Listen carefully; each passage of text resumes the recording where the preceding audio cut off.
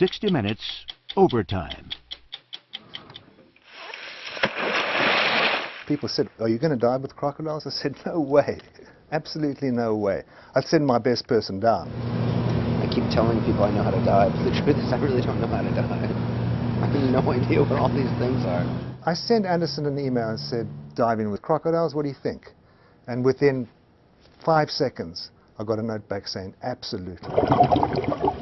I don't think he's human, because there's no fear there at all. He loves to take himself right to the edge. Can I ride a croc? Have you guys done that? My producers on this story were Michael Gavshon and Paul Bellinger. Yeah, here he comes. I've worked in a number of stories around the world with them. I went diving with great white sharks with them. When Anderson dived with great white sharks, it was very different because Anderson and the divers could see the sharks coming their way. Diving with great white sharks felt like a much more controlled environment. But in this case, it was very low visibility, and a crocodile could appear from anywhere. I didn't even know it was possible to dive with them. Every lesson I've always gotten is you stay away from crocodiles. We shot the story in the Okavango Delta in Botswana. I think that spot is probably the most beautiful place I've ever seen. It's an extraordinary, pristine area, hundreds of miles of winding waterways, incredible vegetation and animal life. Hey, I'm Anderson. Hey, nice to see you. Nice to meet you. Hey, how's it Andy, going? nice to meet you. Hey, thanks. Welcome. It's beautiful here. Brad and Andy are wildlife filmmakers. Their specialty these days is diving with crocodiles. There he is, straight ahead of us. Look here, behind you, quickly, Ian. In the water. The fact that you wear Crocs, is that an inside joke? They're just very practical. They're great, great shoes. I just realized you all walk around in Crocs all day.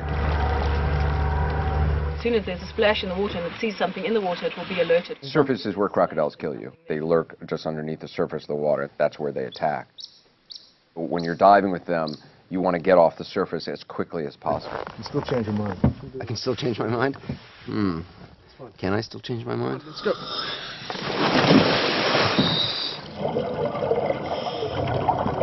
Wow, the current is incredibly strong here. Our first dive was really bad. I mean, our first dive was dangerous. Now visibility is only about 4 or 5 feet. This is where it gets very, very risky. There's so much submerged debris, trees and logs, branches. It's really like an underwater obstacle course. The current was so fast, and there was so much debris underwater, so you had no idea if there were crocodiles there or not. That was exhilarating. I'll tell you what, you are a brave man. It was fun. I mean, it was cool. If that was my first dive in the Delta, I would never ever go in again. I mean, visually, it was like being an alien or something. I'm sure there were crocodiles around, but he definitely didn't see anything.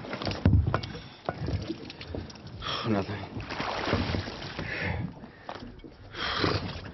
No crocodiles. The first couple dives we did, we didn't come upon any crocodiles. Where were these crocs? Well, 60 minutes overtime. This is what you call a producing challenge when you're doing a piece about crocodiles and yet you can't actually find any crocodiles. Michael Gavshon, producer, produce some crocodiles for us, please. Got some up my sleeve. The producers are getting nervous that it's not going to happen. No crocodiles. Okay, Anderson. Still no croc. I need another 4 or 5 dives. No problem. We've seen a couple on the surface, but now we're just breaking for lunch and we're having babuti. You know, it's expensive to go there. There were, a crew of 6 or 7 people. Anderson was there, and there was nothing. There were no crocs. It was quite unnerving. Anderson forgot his pin. It wasn't until we really started going in these underwater caves that we found this group of crocodiles, and it's very eerie, it's very claustrophobic. You know there are crocodiles inside there, but it's so pitch black you can't see. I think the possibility that Anderson might have been eaten was a priority for us. I mean, it was something that everyone feared. We had initially hoped to have communications between the divers and us on the boat, but the crocs were actually quite freaked out by the transmission of sound. So we had absolutely no communications at all. From the boat, all you're doing is you're looking out over the water and you see these bubbles coming up all over the place. We had absolutely no clue as to what was going on, and that was terrifying. All Anderson had to protect himself was this iron rod. No weapons, no, nothing at all. I would hazard a guess that we were more terrified than Anderson was. He was having a whale of a time. Anderson comes up face to face with this one crocodile, and all this crocodile's got to do is lunge at him. Literally looking at it right in the face, staring at it face to face. Wow, okay. There it is. It's right there. I mean, you can reach out and touch it. He should have been petrified, and he wasn't.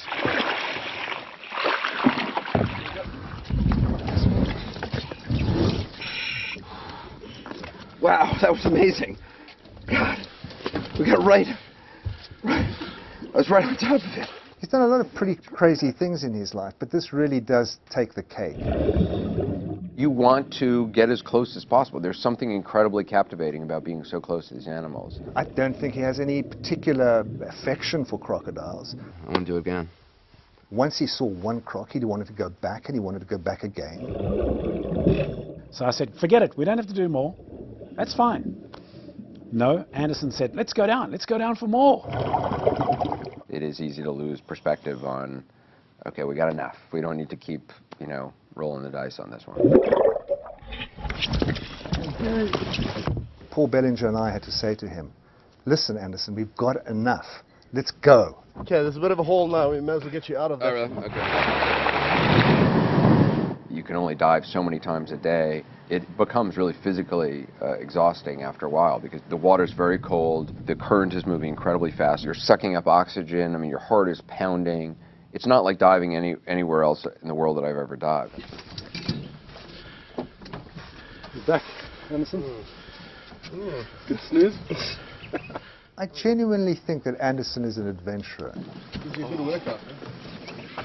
He has an incredible curiosity and a fearlessness which I have never encountered ever before.